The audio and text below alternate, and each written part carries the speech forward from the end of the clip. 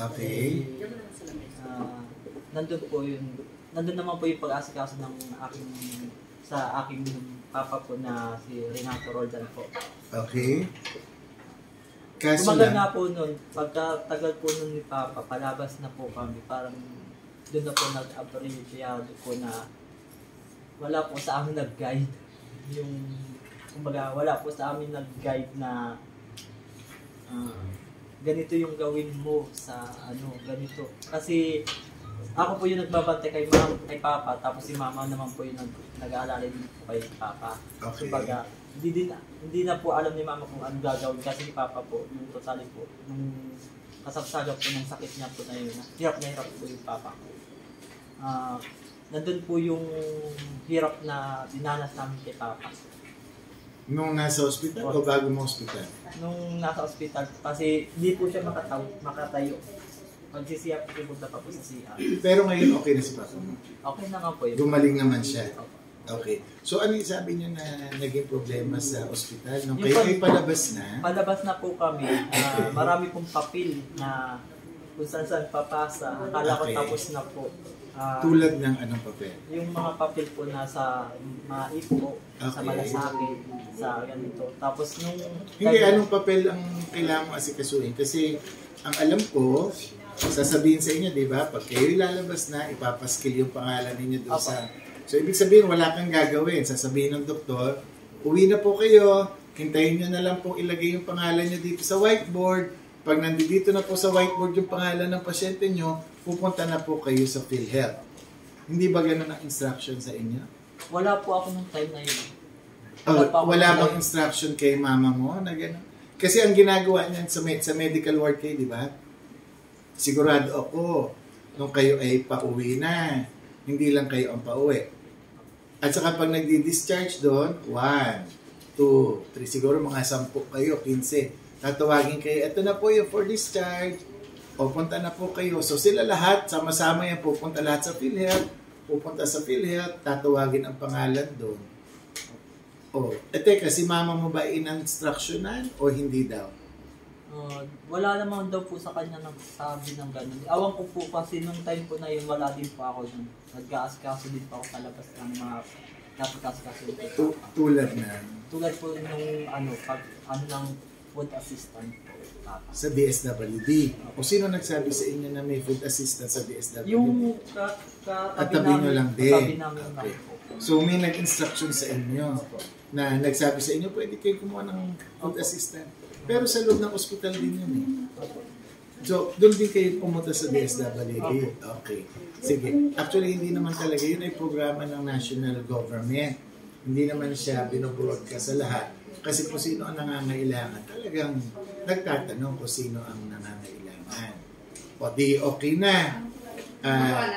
At saan parte siya nahirapan? Kayo? Sa pagproseso? Nung time na po kasi na yun, nasa reasons po ako ng gabi. Okay.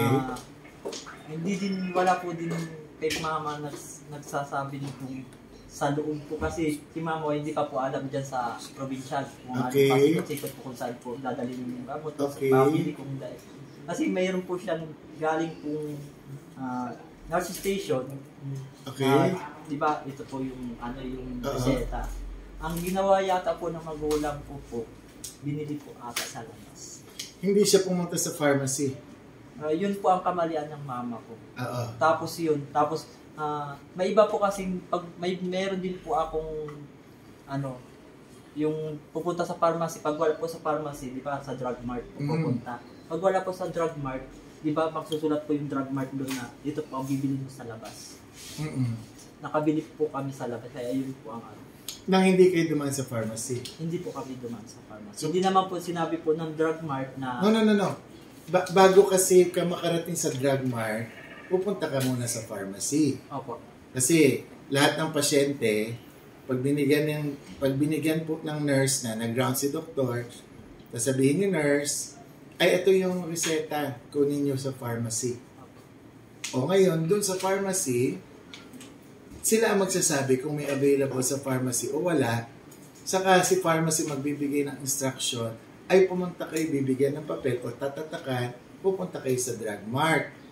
ang naging problema ata, hindi pumunta si mama mo sa pharmacy. Isa din po ako noon time. Ikaw din, hindi ka rin pumunta sa Kasi pharmacy. hindi po sabi po ang pharmacy, pag ano wala ito sa drug mart, pumunta ka dito. Hindi. Sa pharmacy kasi una pupunta eh. Opo, nung una po nung time po kasi, di ba, bababa po yung gamot galing po sa nurse station. Okay. Dadalhin ko po doon sa pharmacy. Tama. Pag Sino wala- nagsabi sa inyo sa pharmacy nyo kukunin yung gamot? Yung nurse Nurse. station. So sinabihan ka ng nurse. Minsan po, sinabihan po si mama tapos si mga papa. Kaya nga, so yung mga nurses sinasabi sa inyo na itong reseta, kukunin nyo sa pharmacy. Tama? Tama. Okay, so hindi naman, wala naman pagkakataon na hindi kayo sinasabihan ng nurse na, bilhin nyo sa butika. Ang ano na po doon sir, kasi yung time po na yun, nakakabili po kami sa labas. Kasi pag, halimbawa, galing na po sa pharmacy po, galing na po sa pharmacy, masabi sila. Sa ano na po yung drug mart. Yung drug mart po, naubusan po ng stock. Sa labas po kami pinakapabili. Hindi. Kailan kayo bumili? Dumaan na kayo sa pharmacy sa drug mart? O bumili kayo nang hindi kayo dumaan sa pharmacy? Nagdaan po kami sa pharmacy. Kasi doon po dito kasi sa aming record, no, yung inyong binili, may available sa pharmacy. Yun nga po ang inaano namin po. Tapos doon sa inyong reseta, pina-check namin, may check doon, dapat nabigyan kayo ng pharmacy. Ibig sabihin, pag may check, available sa pharmacy. So, ang inaalam namin, bakit kayo bibili, meron namang sa pharmacy na available. So, ang only conclusion na nakita namin, ibig sabihin, siguro hindi namin alam sa kung anong dahilan at nangyayari rin sa ibang pagkakataon, yung pasyente, dahil sa nalilito sila, hindi nila inintindi o hindi nila naintindihan yung instruction, imbis na sa pharmacy pumupunta, sa butika ng iba pumupunta at sila nakakabili. Kasi chinek namin, yung clindamycin na antibiotic na mahal na binili ninyo, ay maraming stock sa provincial hospital. Hindi ka na kailangan pumunta ng drug mart kasi meron sa provincial hospital. Yun po ang nabilig po ni Pama. Yes. Tinitingnan namin kung saan nagkaroon ng problema na kayo ay kailangan bumili sa iba. Kasi hanggat maaari, ang instruction ni Gov ay ang mga pasyente, lalo't ligit ni mga wala, ay wala dapat babayaran. Tulungan na kayo ay walang gastusin. Halos lahat ng pasyente na sa provincial hospital ay walang binabayaran. May mga pagkakataon na talagang yung pharmacy, pinapaliwanag namin kay Go, na minsan may mga gamot na inirereseta ang doktor na hindi regular na ginagamit ng ospital. Mabilis na out of stock. Yung drug mart hindi rin kaagad. Pero hindi namin pwedeng sabihin yung doktor na huwag niyong ireseta yan kasi ang importante sa mga doktor, yung makagagaling sa pasyente. Yung mga pagkakataon na yon, talagang paminsan napapabili ang pasyente. Pero tinatry namin gawa ng paraan yon, na sabihin si drug mart na huwag yung pabili yung pasyente, kayo ang bumili, kami ang bibili sa inyo. Kaya na ilang araw na kaming nag-itingin ng aming sistema, parating bumabalik doon na yung nurse, in-instructionan kayo na kunin sa pharmacy. Pag walang available sa pharmacy, may sistema sila na ini-instructionan na kunin nyo sa drug mart. Sa drug mart, may instruction na pag hindi available sa kanila, ay kung pwede na maghanap sila para sa inyo. Pero talagang nagkakataon na doon sa dulo, pag wala talaga dyan, ay talaga napapabili pa minsan ang pasyente. Ang problema lang doon sa kaso mo, doon pa lang sa simula sa pharmacy, may available na siya. So, dapat hindi ka na umabot doon sa dulo na bumili. Pero itong sistema na to, bait ko ha, ito ay ginagawa sa lahat ng pasyente. Ibig sabihin, hindi lang sa'yo. Kaya kami, we are a little puzzled. O kami medyo inaalam namin kung saan nagkaroon ng pagkukulang o hindi pagkakaintindihan, yun nangyari sa iyo. Kasi yung nabanggit mo kasi na wala po kasi nag-guide sa amin.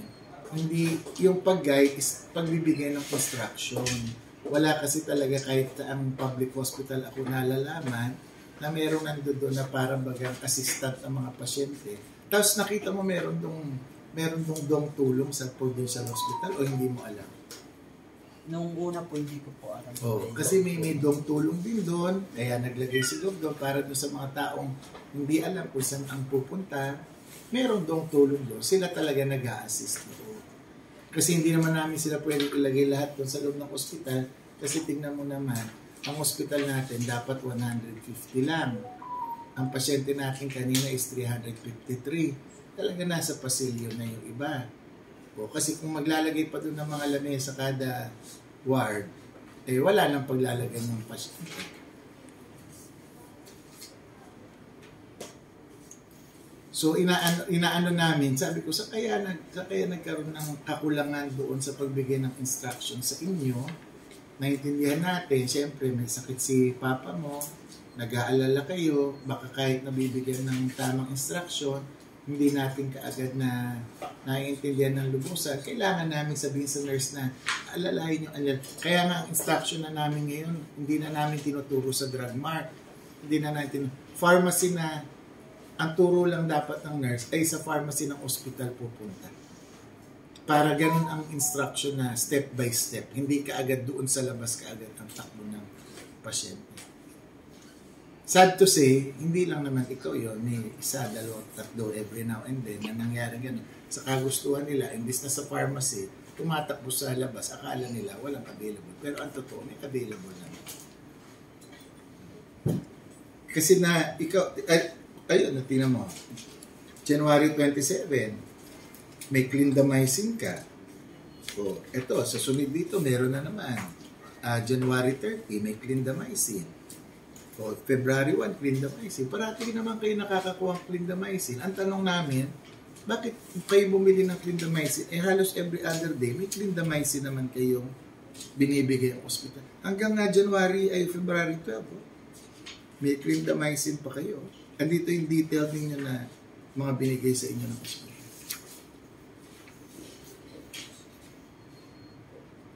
Nandiyan po din po yung mga receipt po kasi. Oo nga, oo. Hindi, ang pinagtataka nga namin, available doon. Ba't kayo bumili? Eh, samantalang, nung pa lang sa simula ay binibigyan kayo, January 27. First day niyo yan, di ba? O, clindamycin, omeprazole, furosemide, available sa inyo, sa hospital. Kung bakit kayo napabili sa labas is palaisipan sa amin po. Yung mama ko po. Samantalang nabibigyan kayo. Yung mama ko po kasi yung doon, pati kay papa. Tapos wala po ako.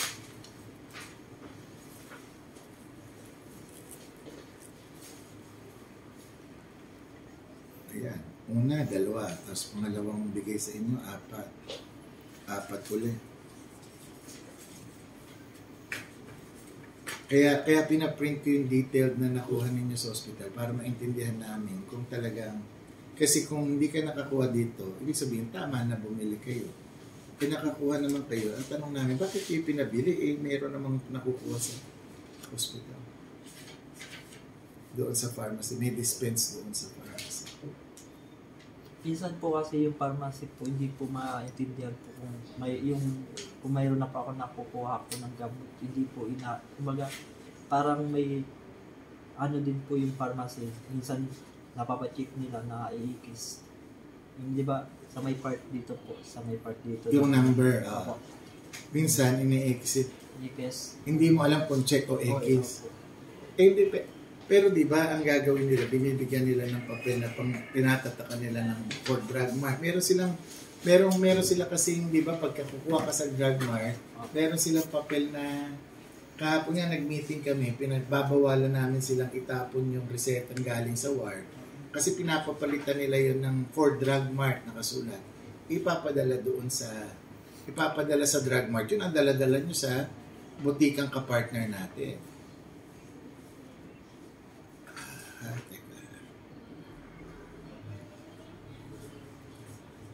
Di ba ganyan? May check. Di ba? Ganyan ang ginagawa nila, tama?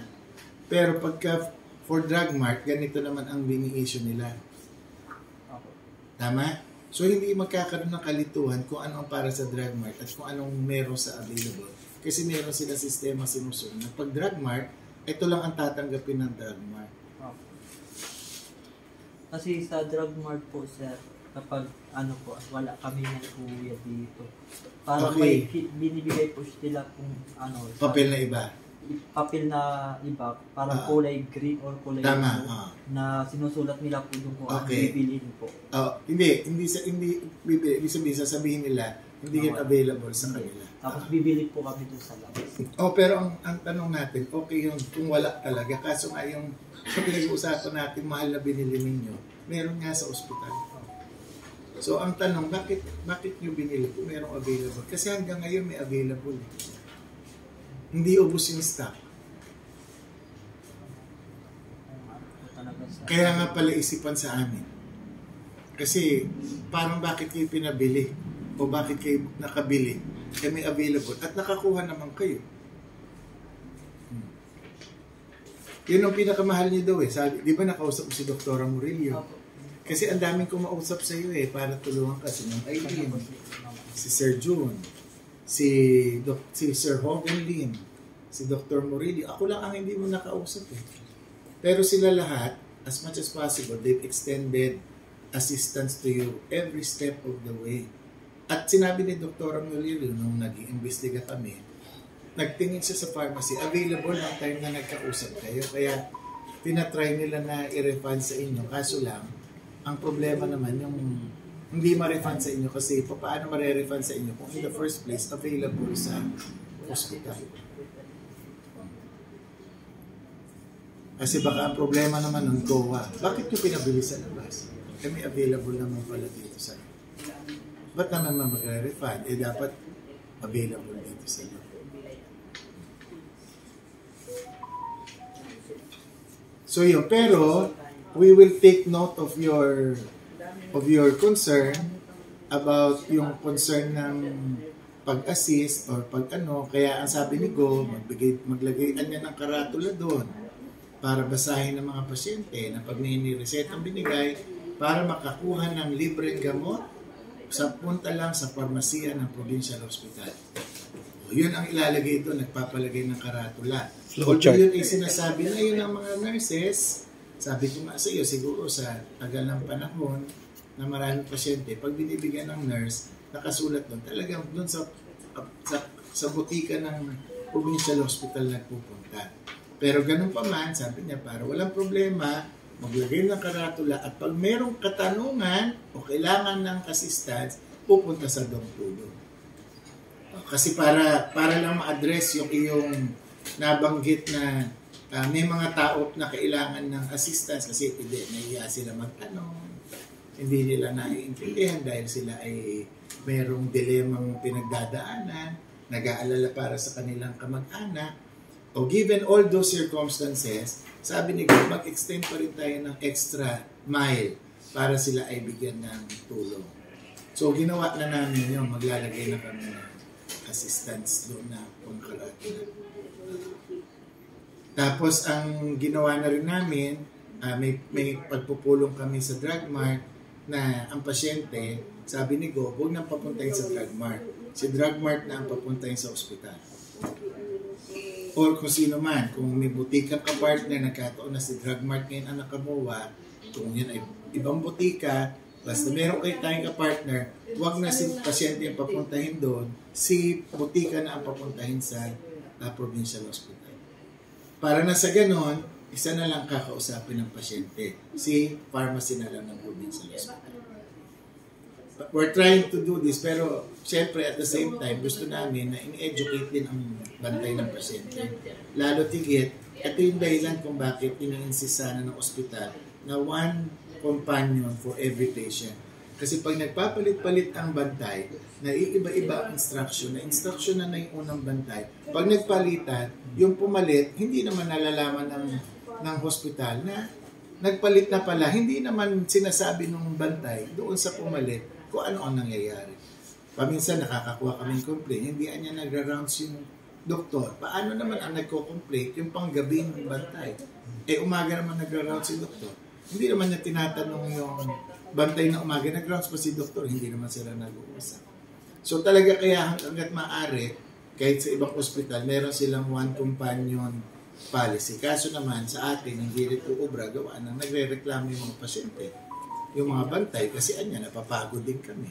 O kaso naman, pag nagpapalit, dapat nagkwekwento sila, nagpapalitan din sila. O, ngayon naman tungkol dun sa isang concern mo na maraming papeles na nilalakad. Ano naman ang concern mo po doon? Okay naman, yung una po, nahirapan po ako kung saan po yung dadalhin sa ulian, yung papasa sa malasakit kong bilhin po. At marami kong papel. Ngayon po kasi, ngayong bukas po, pinapabalikin po ako sa PCS. Isang papel lang yung balik ko eh.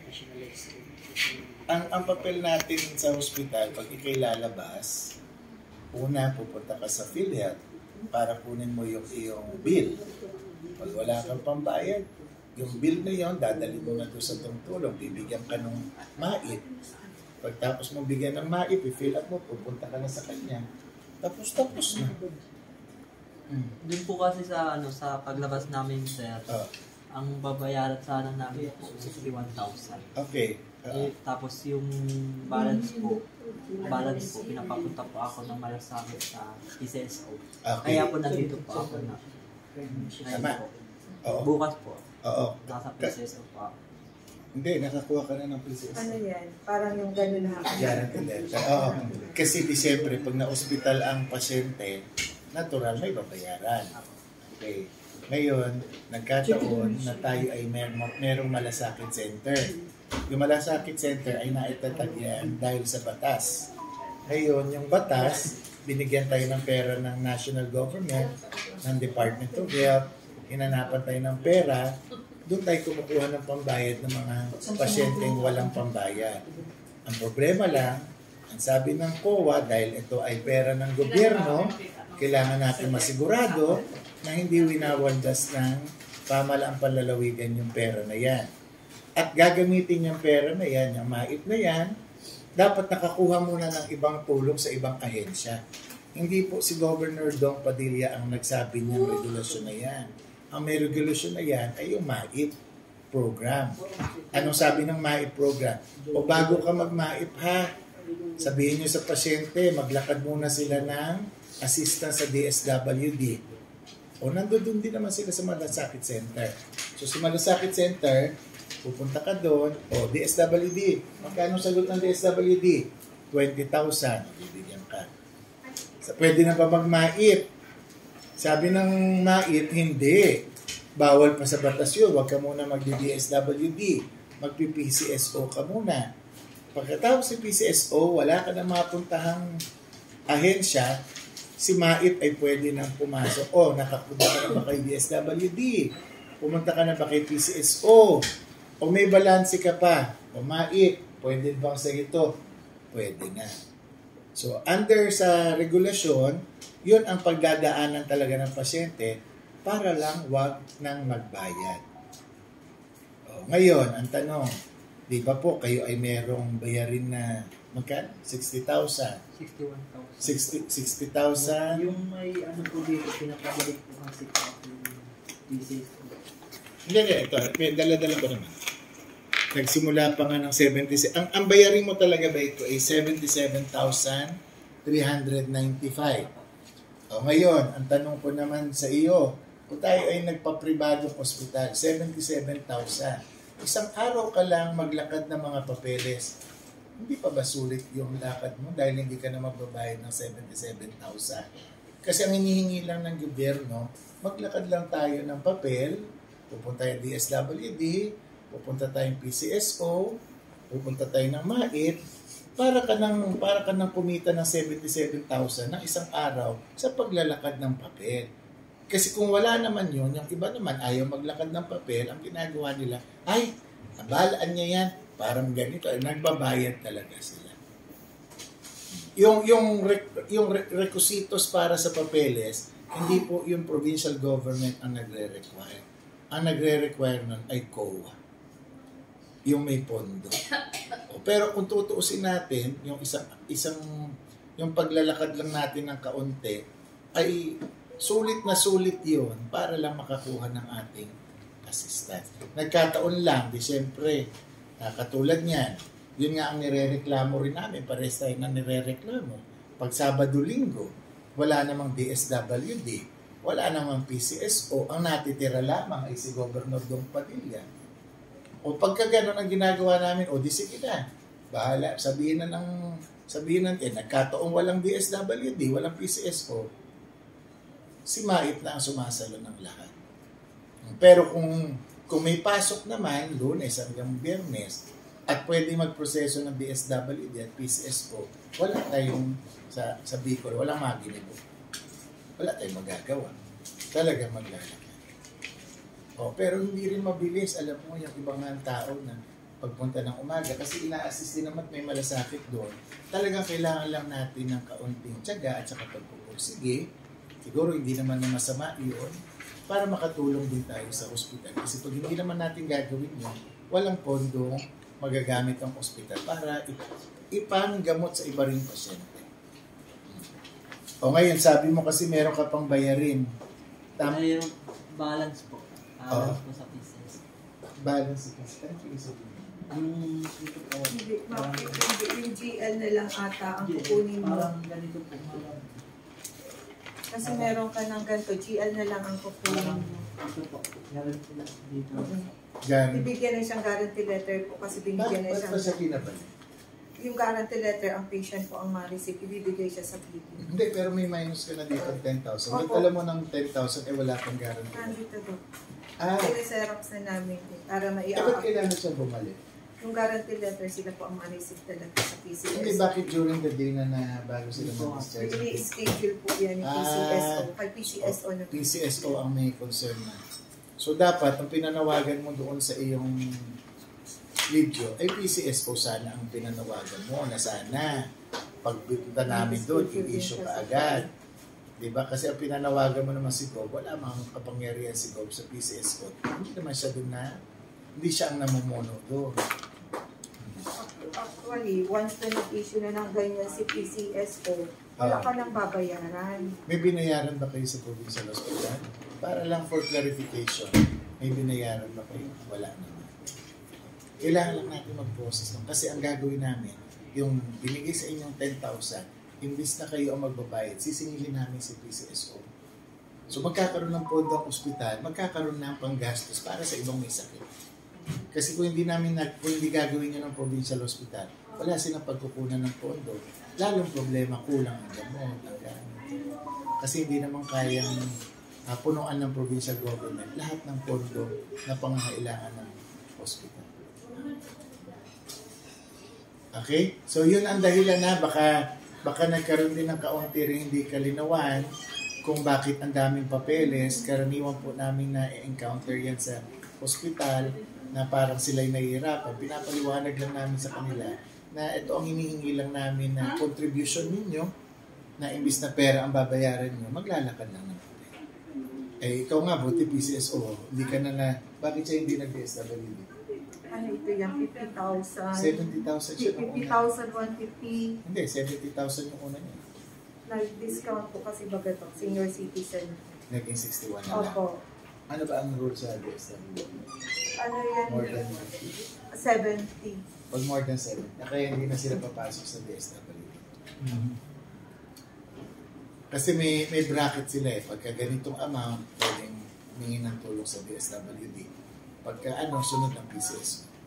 O pag wala na kayong matatakbuhan, si governor na sa vice gov ang tutulong sa inyo. Which, yun naman ang ginawa sa inyo. Yun, nagkaroon na tayo ng kaunting problema doon sa inyong pagbili ng gamot na available naman sana sa provincial hospital.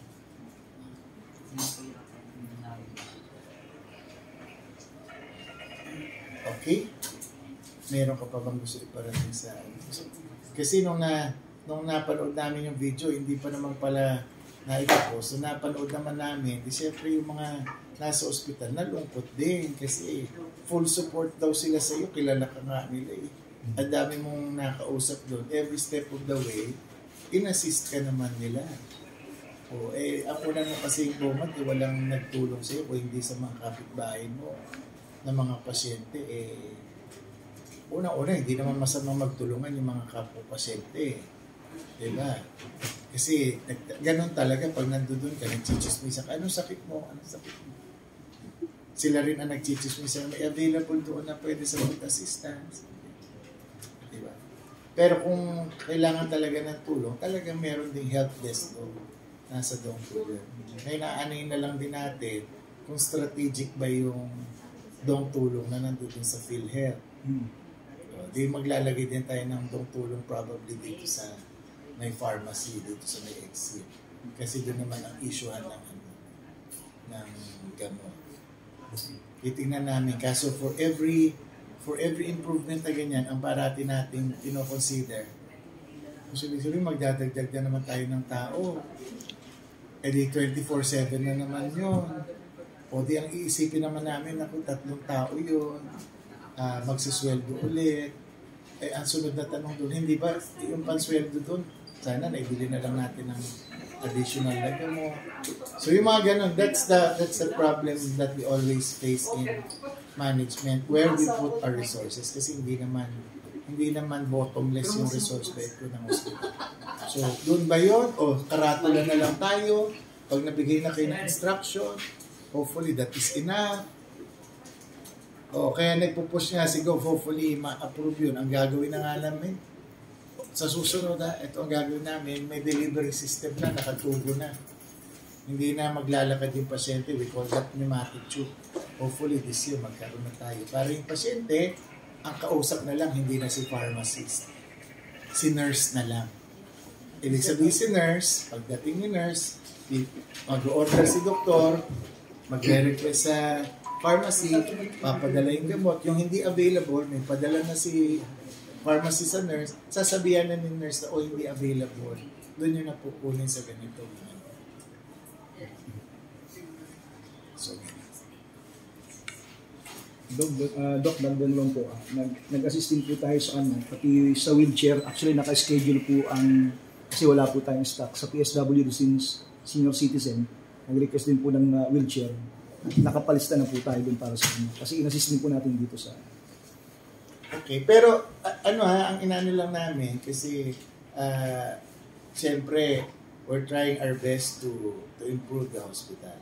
So, parati ang tinitingnan namin ano ba yung pinupunto ng pasyente, ano ba ang gusto nila mangyari, meron ba tayong pwedeng gawing improvement based sa inyong, kasi ang gusto namin ma-improve yung patient experience. Pag sinabing patient experience, hindi lang kayo nasaya, kundi talagang naging maligaya kayo sa pagpunta sa ospital.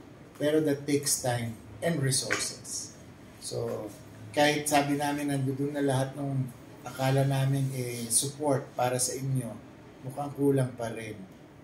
May onti pang kailangan i-improve. Hopefully, it will not cost us too much, hindi masyadong magastos, para na sa ganon, mailaan natin yung ibang mga resources doon sa mas mahalaga kesa doon sa kunyari sabi mo nagsasuggest ka na sana may magka-guide sa inyo. Ang tanong doon, saan ipopwesto yung guide? As much, ano ang guide na kailangan ninyo? O dapat ba yung guide nasa tabi ninyo o may pupuntahan kayo para doon makapagtanong? Yung mga ganun ba? Pero of course at the same time, ang inaano rin namin, we like to look at it objectively din. Ibig sabihin, ano yung pwedeng pulutin, pero ano rin yung parang, may ginawa rin naman yung ospital, hindi naman as if wala naman ata na itulog. O kaya nga maganda yung una mong naibulala, sasabihin ko ito sa mga kawani ng ospital, na kayo naman inasikaso mabuti ng mga nasa ospital. Kasi yun ang hindi nila minsan naririnig sa mga pasyente. And, people who are working hard and who are tired working needs encouragement. Kailangan din nila ng mga salitang maganda po ang pagtrato nyo sa amin so that they will continue doing it. Pero pag ang sinasabi parati ireklamo, kahit naman pala sila ay nakatulong, medyo nakakalungkot din yan para sa kanila. And that is something that we like to avoid din.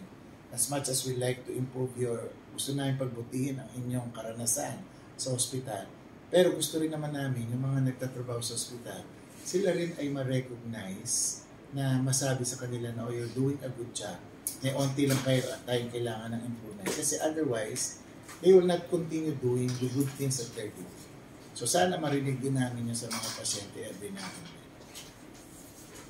Okay? Yun. Pinersonal ka ni Gov, 3 beses na tumawag sa akin na huwag daw akong hindi pumunta. We're actually doing our annual planning ngayon. We have to stop so that I could attend to you. Yung annual planning namin is a way for us to look at how we did in 2023 and how to improve 2024. So, kung meron kong gusto iparating, let us know now.